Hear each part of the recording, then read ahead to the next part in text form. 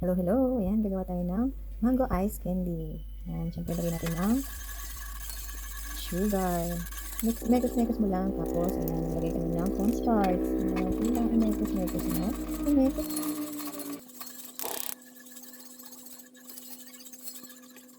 Ayan, pag iba na yung kulay, pwede mo ilagay ang mango condensed milk. Ayan.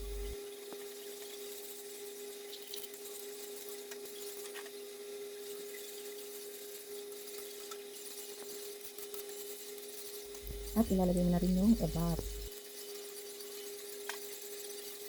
At syempre, hindi mawawala ang mangga. Kaya nga mango ice candy, di ba? Oh, di ba? Mekos-mekos mo lang. At dahil wala akong sangkalan, ayan, ginawa na ng paraan. Kasi kami lang naman din yung kakain yan.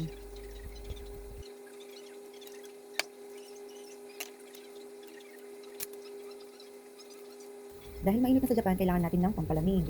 Piling ko bukas lang kabos na namin ito ni Mikam.